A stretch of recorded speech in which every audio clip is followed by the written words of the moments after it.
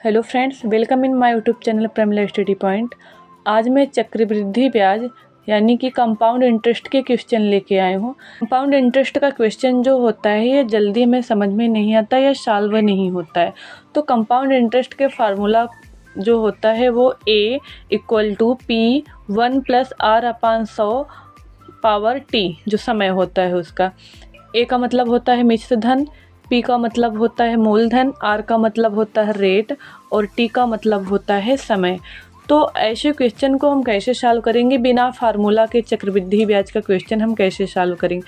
तो सबसे पहले यहाँ पे आप देखिए, यहाँ पे जो रेट दिया हुआ है वह 10% दिया हुआ है। जो रेट दिया हुआ है वह 10% दिया हुआ है। तो इस 10% को हम भिन्न में बदलेंगे। भिन्न में आप इसको चेंज करोगे तो नीचे 100 से भाग दोगे तो 10% का मान जो आएगा वह 1/10 आएगा। वह 1/10 आया। कहने का मतलब जो ये नीचे 10 है ये जो होता है उसका मूलधन होता है, बाकी ये ऊपर जो 10% लगा हुआ है वह इसका ब्याज होता है। तो मूलधन जो था वह कितना था, 10 था, और जब उसमें 1 रुपये ब्याज लग गया तो उसका ब्याज कितना हो गया, 11 हो गया।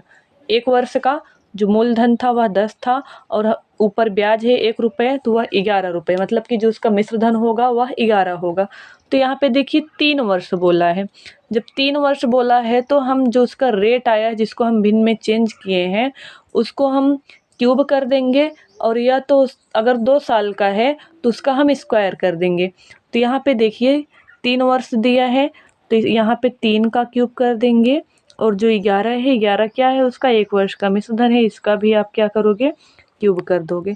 तो जो 10 का क्यूब होगा वह 1000 होगा और 11 का क्यूब जो होता है वह 1331 होता है। 11 का क्यूब जो होता है वह 1331 होता है। यह 1000 जो है यह उसका मूलधन है, बाकी यह जो 1331 है यह उसका मिश्र धन है। हमने क्यूब किया तो 10 का क्यूब कितना आया, 1000 आया। तो 1000 हमारे हिसाब से हमारा मूलधन आया हुआ है, जबकि क्वेश्चन में मूलधन कितना दिया हुआ है, 10,000 है। तो 1000 बराबर 10,000 होगा। 1000 बराबर 10,000।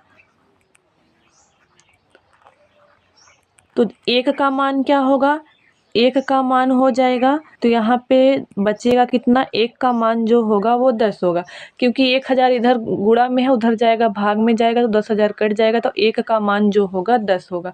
अब यहाँ पे देखिए क्वेश्चन में क्या पूछा है कि अवधि के अंत में चक्रवृद्धि ब्याज कितने रुपए होगा।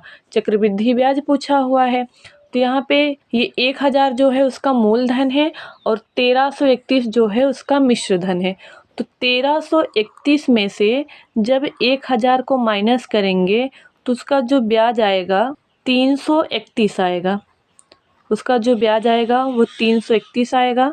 1 का मान 10, तो 331 में जब हम 10 का मल्टीप्लाई कर देंगे तो यह कितना आ जाएगा, 3310। यह क्या होगा, इसका कंपाउंड इंटरेस्ट होगा, चक्रवृद्धि ब्याज होगा। देखिए चक्रवृद्धि ब्याज का फार्मूला A = P 1+R/100 का पावर T होता है। A जो होता है उसका मिश्र धन होता है, P जो होता है मूलधन होता है, R रेट, T समय यानी कि टाइम। अब यहाँ पे देखिए जब 10% अगर इसे कंपाउंड इंटरेस्ट निकालने को दिया हो, चक्रवृद्धि ब्याज निकालने को दिया हो, तो हम नॉर्मली उस क्वेश्चन को विदाउट फार्मूला से कैसे करेंगे। जो रेट दिया हुआ होता है सबसे पहले उस रेट को हम भिन्न में चेंज करते हैं। तो 10% को जब हम भिन्न में चेंज किए तो उसका मान जो आया 1/10 आया। तो यह 10 जो था उसका मूलधन था और 1 जब उस पर ब्याज लग गया तो वह उसका मिश्र धन क्या हो गया, 11 हो गया। तो यहाँ पे 3 वर्ष बोला है तो हमने उसका क्यूब कर दिया। 10 का क्यूब 1000 और 11 का क्यूब 1331 हुआ। तो हमारे हिसाब से जब हमने उसका क्यूब किया तो जो मूलधन आया वह 1000 है, जबकि क्वेश्चन में दिया हुआ है कि उसका मूलधन 10,000 है। 1000 बराबर 10,000, तो 1 का मान जब 10,000 को 1000 से डिवाइड करोगे तो वह 10 आएगा। क्वेश्चन में पूछा है चक्रवृद्धि ब्याज, तो यह जब उसका 1331 मिश्र धन है, उसमें से हम मूलधन घटा देंगे तो जो 331 आएगा वह उसका ब्याज आएगा। तो एक का मान 10,000 था, तो हमने उसमें 331 का मल्टीप्लाई किया, तो जो उसका कंपाउंड इंटरेस्ट, जो उसका चक्रवृद्धि ब्याज आया, वह 3310 रुपये आया। अब ये क्वेश्चन भी सेम उसी तरह हम करेंगे। सबसे पहले क्वेश्चन को पढ़ते हैं। 3,000 रुपये 20% वार्षिक चक्रवृद्धि ब्याज की दर से 2 वर्ष का चक्रवृद्धि मिश्र धन ज्ञात कीजिए। देखिए 3,000 रुपये है और उसका 20% चक्रवृद्धि ब्याज की दर से 2 वर्ष का चक्रवृद्धि मिश्र धन निकालना है। तो मिश्र धन सबसे पहले हमने क्या बताया कि जो रेट है उसे ही हम भिन्न में चेंज कर लेंगे। तो 20 भिन्न में चेंज आप करोगे तो वहाँ पे 100 से डिवाइड करोगे तो इसका 20 पंचे 100, जो इसका भिन्न आया 20% का वह 1/5 आया। अब यहाँ पे देखिए हमने पहले क्या बताया कि जब ये 5 है, 5 क्या है उसका, ये मूलधन होगा, और 1 जब उसका ब्याज है तो उसका मिश्र धन क्या हो जाएगा, 6 हो जाएगा।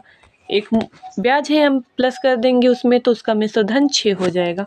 यहाँ पे देखिए 2 वर्ष का दिया है तो हम इसका स्क्वायर कर देंगे। जब 2 वर्ष का दिया हुआ है तो हम इसका स्क्वायर कर देंगे। 5 का स्क्वायर करेंगे तो यह 25 आएगा, और जब हम 6 का स्क्वायर करेंगे तो ये 36 आएगा। 25 जो है उसका मूलधन है, 36 जो है उसका मिश्र धन है। हमारा जो मूलधन आया वह कितना आया, 25 आया।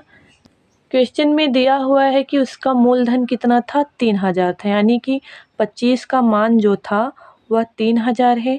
तो 1 बराबर 3,000 बटे 25 हो जाएगा। 1 बराबर 25 का मान जब 3,000 है तो 1 का मान क्या होगा, 3,000 बटे 25, 3,000 बटे 25। अब आगे यहाँ पे देखिए पूछा क्या है, मिश्र धन। इसके पहले वाले क्वेश्चन में ब्याज पूछा हुआ था और इस क्वेश्चन में मिश्र धन पूछा हुआ है। तो मिश्र धन उसका कितना है, 36 है। तो जब हम यहाँ पे 36 का मल्टीप्लाई कर देंगे तो वह उसका मिश्र धन हो जाएगा, निकल के आएगा। तो यहाँ पे आप देखिए, आप इसको कट करिए। जब यहाँ पे इसको कट करेंगे, ये 25 से कट करेंगे 300 को तो ये 12 बार कट जाएगा, ये 12 बार कट जाएगा। यहाँ पे 120 बचा। तो जब 120 का हम 36 में मल्टीप्लाई कर देंगे, 120 गुणे 36 बचा हुआ है। 36 में 120 का गुणा करेंगे, ये 0, 12 छुं 72, ये 2 आ जाएगा। 12 तियाँ 36, 7 बचा हुआ था तो यह कितना आ जाएगा, 43। 4320 रुपये जो था उसका मिश्र धन था। देखिए जो 20% है, सबसे पहले हमने उसको भिन्न में चेंज किया।